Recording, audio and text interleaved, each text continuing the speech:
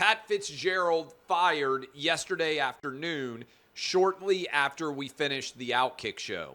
And I had not spent much time talking about the Pat Fitzgerald story because, candidly, I was at a wedding in Chicago when all this news came out on Friday. And I didn't really have a lot of time to read up and sort of familiarize myself with the case overall. I think this is an example, in my opinion, of a couple of players deciding they wanted to take out a head coach. And I think the allegations here, to the extent that they are true, are not sufficient enough to have led to Pat Fitzgerald's firing. If they were, I think Northwestern should have announced a firing immediately instead of waiting. The university president, the athletic director, they suspended him for 2 weeks after they reviewed this university council investigation. And then they decided to fire him on Monday after a lot of people got upset over the weekend at the fact that he wasn't fired. And to me, own your decision, okay? You can't allow the reaction to change your decision. In fact, if you do that, then I think the president and the AD should be fired. Look, here's the reality.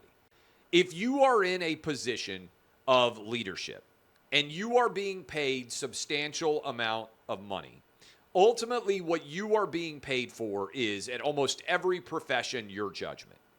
So if you're the university president and the athletic director and you reviewed these findings and you found out that nothing else had come out, and you decided, hey, we don't need to fire the guy, and then people get mad on social media and you fire him, what do I need you for?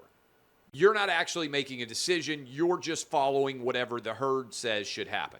And so I think Pat Fitzgerald, based on the allegations that have been out so far, won't sit out very long.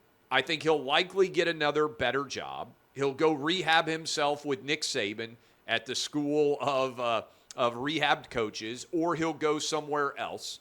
99.9%, I think this is significant, of the Northwestern football players and formerly associated individuals have all come out and said that they support Pat Fitzgerald. That seems consequential to me. So I think Pat Fitzgerald will get another job, and I think he'll be fine. Now, some knucklehead Alabama fans, and I probably shouldn't even have to say knucklehead Alabama fans because it's such a predominant number of Alabama fans, have said, oh, you treating Pat Fitzgerald different than you treated Nate Oates. Yeah. Nate Oates had a player that brought a loaded handgun to a murder scene after being requested to bring a loaded handgun to his teammate, and then a mom was shot with that handgun. That's a lot more serious than allegations of hazing. So yes, my expectation for coaches is don't allow players who are involved in murders to be members of your team. Hazing, while it shouldn't be occurring, is far less significant of an act than murder and being associated with a murder. I can't believe that some people are so dumb they can't see the difference there. And, you know, I look around sometimes and I wonder, like, how have I had so much success? And the reason is lots of people in media are really dumb, right? I work hard, yes. I've got a lot of jobs, yes. But ultimately, many people in media are just dumb. And that's why I've had so much success. Because over time, intelligence wins. And I look around and I'm like, some of the people in media are such knuckleheads. They're really dumb. And I look at this Pat Fitzgerald case, and I actually see it connected to the Art Briles case. Football is interesting, right? Because there's over 100 players, to say nothing of the support staff and everybody else, that are involved in playing football. and I don't think enough time is spent on this. You have 85 scholarship players. You probably have at least 20 walk-ons. You probably have at least 20 managers. There are a ton of guys on every football team.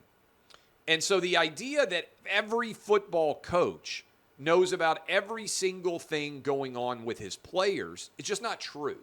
I think it's more likely to be true in basketball, right? Because you can put everybody on a basketball team inside of a van and you can drive from one place to another. You tend to have, as a coach, a lot more of a personal relationship with a basketball team, with a baseball team, with a group of people where there aren't very many of them.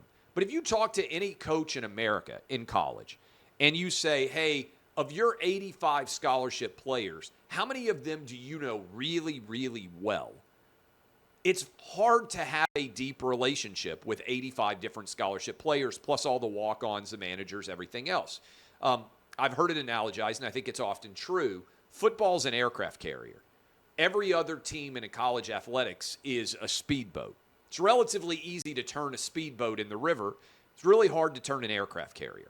So what I saw happen with Art Briles, nobody ever actually looked at the evidence in the Art Briles case. They wanted Art Briles to be evil, conniving, sexual assault, cover-up-er. And then you go look at all the evidence, and first of all, a lot of the sexual assault cases got overturned, or there were never any convictions in those cases. Also, it is the case that Art Briles was never really active on social media and didn't even really understand the mob that got him fired and that demanded that he never be allowed to have another job in coaching. And what's wild about this is Baylor paid out Art Briles all of his contract.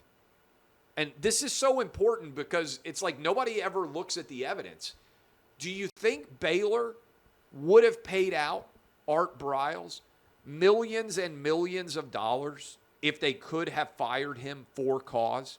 This is me putting my lawyer hat on here, and I suspect this will be a huge part of what I would imagine will be a big lawsuit that Pat Fitzgerald will end up bringing.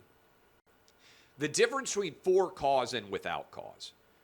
Being a really bad coach and losing a lot of games, if you get fired, you still get paid all of your money. So let's say you have a 4-year, $20 million contract left, and you go 2-10, 2-10, and you still have 2 years left on your contract and you get fired.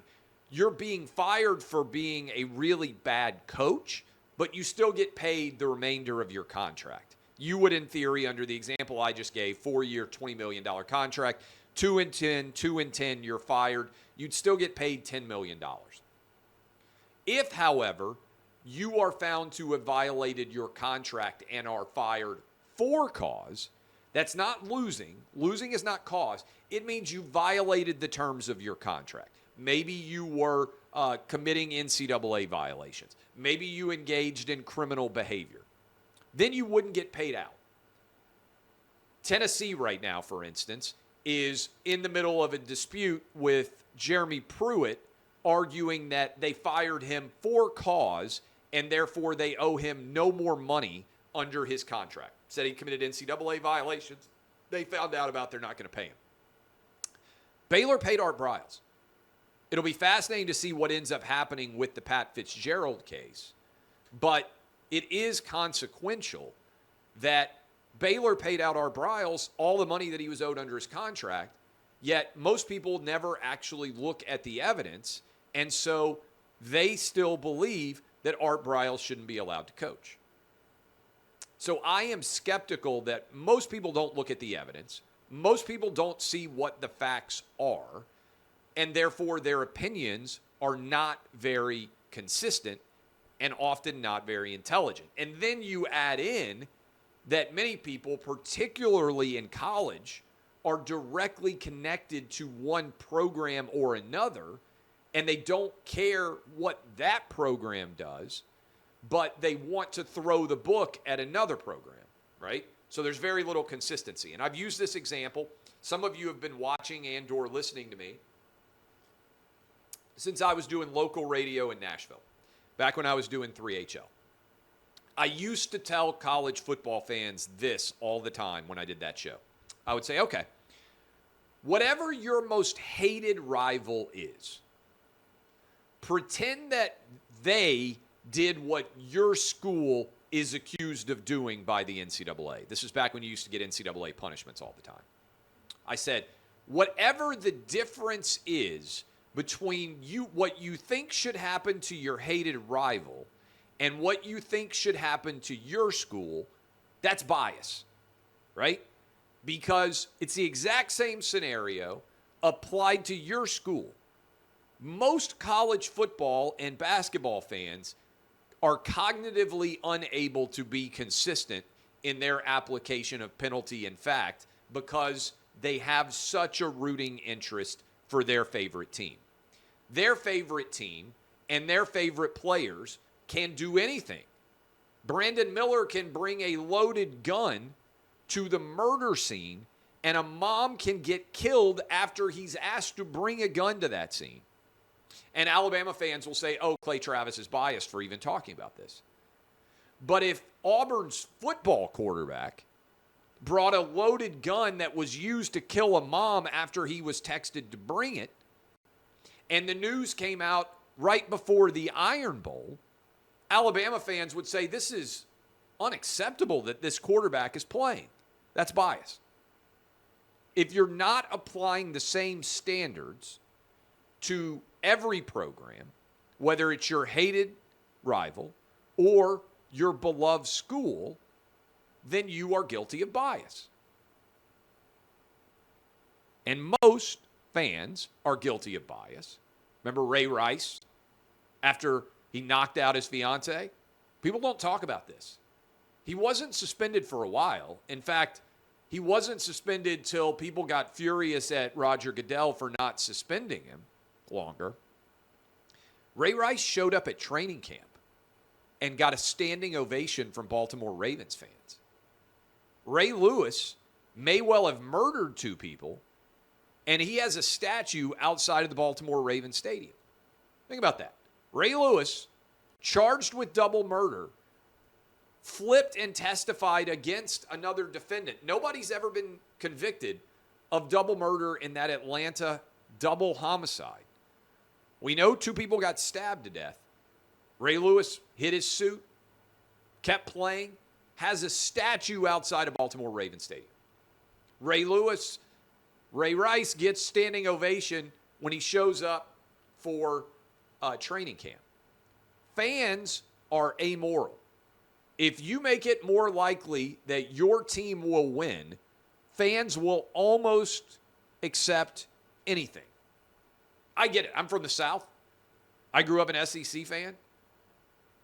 SEC fans will forgive any violation if it makes it more likely that their team is going to win a championship or beat a rival. I really believe that. And that's what you have to keep in the back of your mind as you analyze all these stories.